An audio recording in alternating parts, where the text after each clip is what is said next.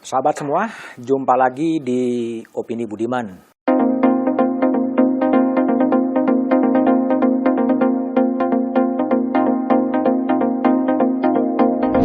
Idul Fitri baru saja berlalu, arus mudik dan arus balik lancar. Tapi kini yang berisik adalah DPR. DPR membuat berisik karena kritik publik tidak didengar.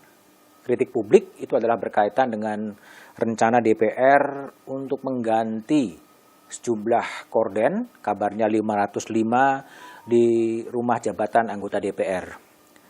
Beberapa bulan yang lalu, publik sudah mengkritik rencana itu karena pengadaan korden untuk 505 anggota DPR itu bukanlah sesuatu yang urgent untuk diadakan. Itu yang pertama. Yang kedua juga terlalu mahal kalau kemudian satu rumah itu membutuhkan sekitar 85 juta untuk pembelian korden dan segala fasilitasnya. Kritik itu kemudian mereda.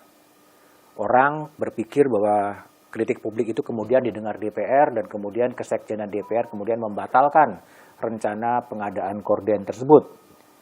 Namun sekarang menyusul bahwa rencana pengadaan korden itu tetap berjalan. Inilah yang kemudian publik kemudian juga berteriak, publik kemudian juga mengkritisi karena DPR mengabaikan suara rakyatnya. Bahkan pemenang lelang juga sudah diumumkan. Anggarannya ditetapkan 43,5 miliar rupiah. Memang lebih rendah dari pagu anggaran yang disiapkan oleh DPR sebesar 45 miliar. Pemenang lelangnya juga sudah ditetapkan adalah PT Bertiga Mitra Solusi. Penjelasan Sekretariat Jenderal DPR Indra Iskandar mengatakan bahwa pengadaan korden DPR itu sudah program lama, sudah 10 atau 12 tahun yang lalu anggota DPR sudah meminta agar gorden-gorden yang sudah kumal, yang sudah rusak itu kemudian diganti. Tetapi belum bisa dilaksanakan pada waktu itu. Baru pada tahun 2022 didapatkan anggaran untuk penggantian 505 rumah jabatan anggota DPR di kawasan Kalibata. Tender pekerjaan gorden tahun anggaran 2022 dimulai 8 Maret 2022 dengan nilai HPS 45 miliar.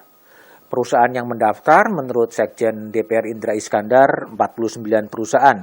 Namun hanya 3 perusahaan yang kemudian mengajukan sebagai peserta tender. Perusahaan pertama adalah PLT Sultan Sukses Mandiri dengan harga penawaran 37,7 miliar. Di bawah HPS 10,33%, kemudian PT Panderman Jaya dengan anggaran penawaran 42,1 miliar, itu juga di bawah HPS 7,91%, dan PT Bertiga Mitra Solusi dengan harga penawaran 43,5 miliar, atau di bawah HPS 4,78%.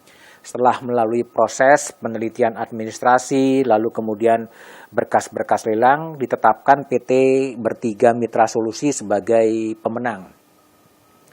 Penetapan PT Bertiga Mitra Solusi ini memicu kritik publik, karena memang yang ditetapkan sebagai pemenang adalah harga penawarannya yang paling tinggi. Inilah yang kemudian memicu kritik publik, mengapa itu kemudian bisa terjadi. Tapi terlepas dari itu semua memang DPR cenderung mengabaikan suara publik, suara para pemilih yang mengantarkan mereka ke Senayan, yang sedang menghadapi kesulitan ekonomi, kesulitan pekerjaan. Pada sisi lain kemudian DPR seakan-akan berjalan dengan logikanya sendiri, berjalan dengan pertimbangannya sendiri, kemudian tetap melangsungkan pengadaan korden DPR.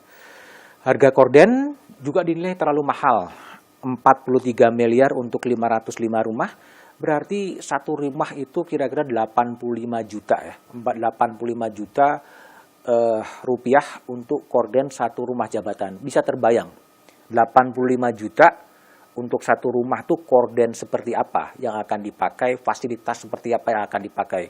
Harganya sungguh terlalu mahal. Masalah yang kedua adalah penetapan pemenang tender. Ini juga bermasalah dan agak mengganggu logika publik yang namanya tender, yang namanya lelang, kemudian ditetapkan biasanya memang kualifikasi adalah yang paling murah. Tapi yang dipilih oleh Sekjen DPR adalah yang justru paling mahal.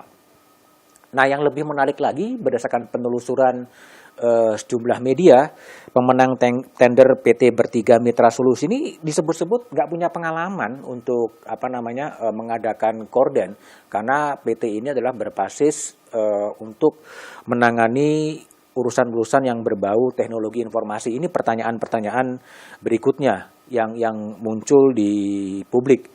Sehingga kontroversi itu berlanjut dan terus berlanjut, dan khawatirnya kemudian ini akan memperburuk citra DPR di mata publik. Ya, semua orang tahu bahwa citra DPR dibandingkan dengan lembaga-lembaga negara lain adalah yang paling buruk lah, ya, yang paling buruk sama dengan partai politik.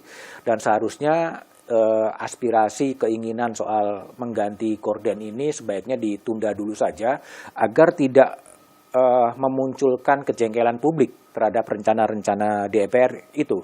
Saatnya pimpinan DPR seperti Mbak Puan Maharani, ya, kemudian Muhaimin Iskandar, kemudian Bang Dasko, kemudian Pak Rahmat Gobel berani mengambil langkah-langkah koreksi untuk kemudian membatalkan rencana pengadaan korden, karena itu juga bukan sesuatu yang urgent bagi anggota DPR. Tidak ada yang bisa menjamin ketika korden baru yang berharga 85 juta itu menghiasi rumah-rumah anggota DPR, kemudian kinerja DPR tambah baik, enggak juga. Karena faktanya sejumlah anggota DPR, teman-teman saya yang menjadi anggota DPR juga tidak meninggali rumah jabatan anggota DPR itu. Mereka sudah punya rumah-rumah pribadi dan rumah di Kalibata itu ditempatin untuk kepentingan-kepentingan yang lain. Sehingga sebaiknya pimpinan DPR itu kemudian ya mengurungkan saja, bila perlu membatalkan. Kalau tidak bisa dibatalkan ya kemudian ditunda saja sampai suasananya lebih baik ketika masyarakat relatif bisa menerima bahwa korden adalah sebuah kebutuhan yang memang harus disediakan oleh negara, oleh Sekjen DPR untuk memperbaiki kinerja dari anggota DPR. Karena toh faktanya juga tidak semua anggota DPR tinggal di rumah dinas anggota DPR.